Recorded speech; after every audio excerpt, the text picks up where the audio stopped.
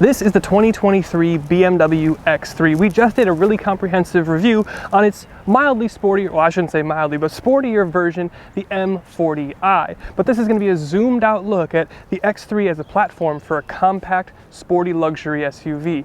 It's very, very good, but not everything's perfect, so we're going to hit the highlights, the best and the rest, starting with the rest. And we're going to start in the back seat.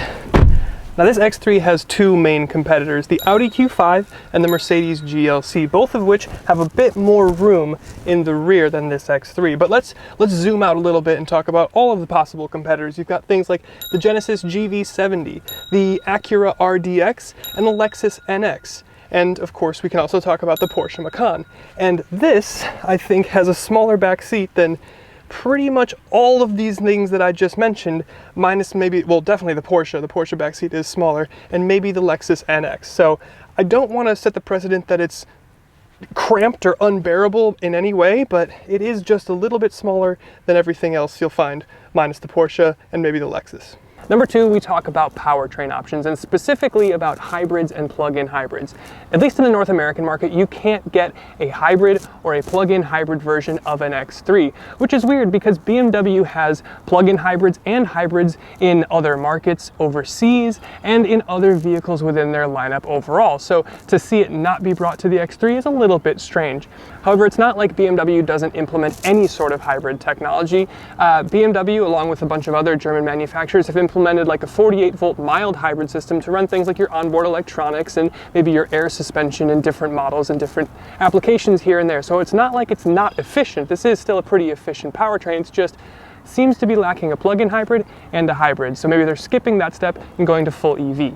We'll see. And number three, we're going to talk about the ride. It's a little bit stiff, and this won't come as a huge surprise, seeing as of all the competitors that we listed before, the only one that truly goes toe-to-toe with this X3 from a sporting perspective and a dynamics perspective is the Porsche Macan. But when you bake in sporty and dynamic pretensions into your compact SUV with its raised ride height, the dampers have to be stiffer to keep the chassis composed during lateral loads. Stiffer dampers means a slightly stiffer ride than you'd get from your Audi or your Mercedes or really any of the others that we talked about.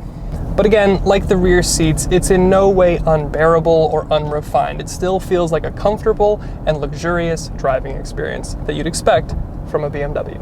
Number four, we're going to talk about price. Now, contrary to popular belief, this X3 is actually one of the more expensive compact luxury SUVs that you can buy. This X3 actually starts at more money than an Audi Q5 and the Mercedes GLC, the Mercedes being the more surprising one. Of course, from there you start equipping options and things get muddy, but base for base, the BMW is the priciest of the trio.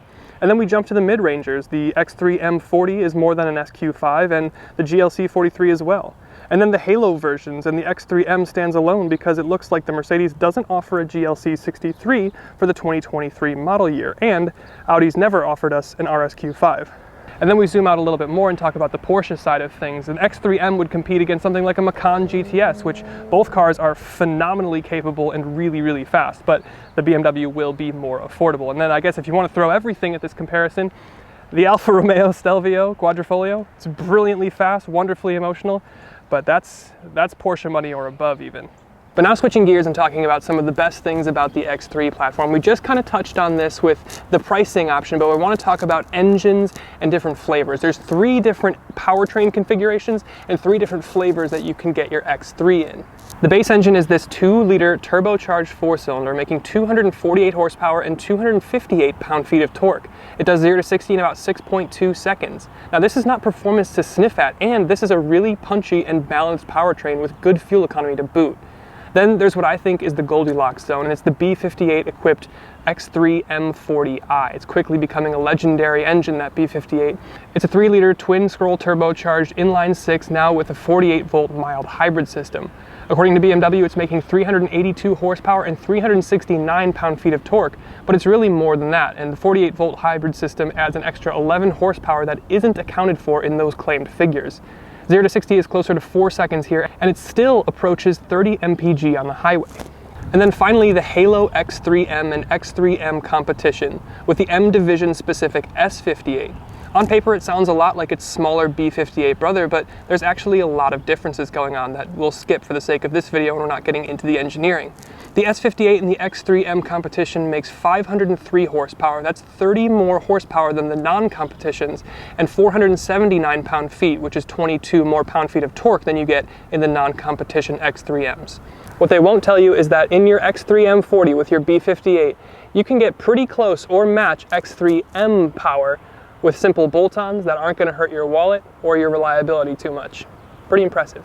And number two, we're going to talk about dynamics. Now, this is where the X3 stands head and shoulders apart from its Audi and Mercedes rivals. The Mercedes has a raspy and kind of wheezy four-cylinder and less sophisticated and less refined suspension. And then there's the Audi, which feels bigger and heavier and less interested in being driven hard. The X3 is a clinic on compact SUV driving dynamics. It's got great damper tuning, it's got confident and decisive steering, and the car just responds to what I ask it to do without complaining at all.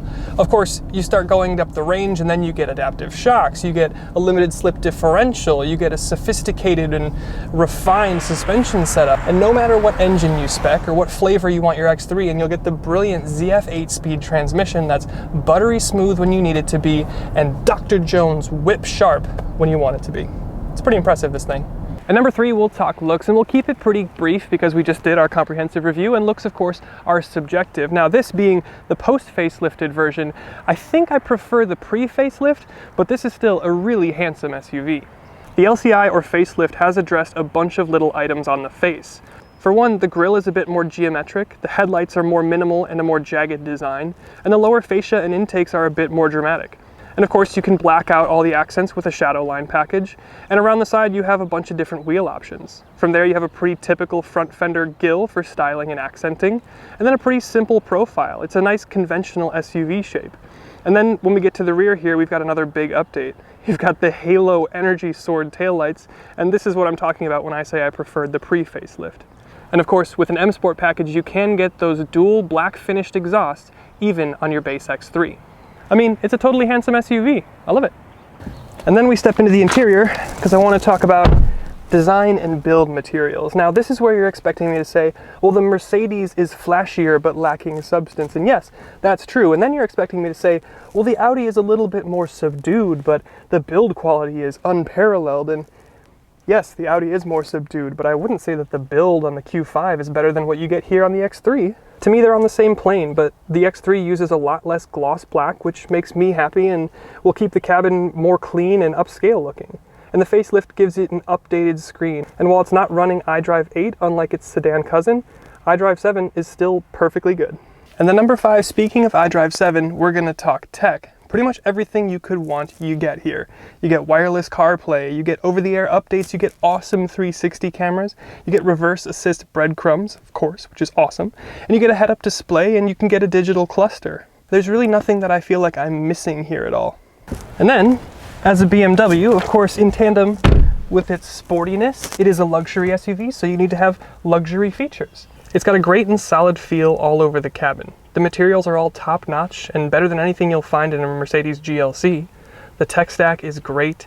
You get great comforts like heated steering wheel, heated seats, and heated rear seats depending on what you spec. Plus you get a really nice pano roof, and the driver assist suite that you get here is really, really nice. And if that's not luxury, I don't know what is. And then 7th and finally, we're going to talk about trunk space. And this one actually surprised me, but when I looked up the dimensions and the actual cargo volumes, this X3 has a larger trunk than the Q5 and the Mercedes GLC. And then if we're going to bring up the Porsche Macan, because why not? That thing has a teeny tiny back seat, and it's largely the same story for the trunk. So if you want to buy a compact SUV from Germany with the biggest trunk, buy a Tiguan. But if you want the second biggest trunk, BMW X3. So that's it, that's the best and the rest for the 2023 BMW X3. Now, if it were me and my choice, I would buy an X3 M40 and never be sad again. But leave it down in the comments. Which X3 would you take, or would you buy one of the other competitors that we talked about today? Thanks for watching.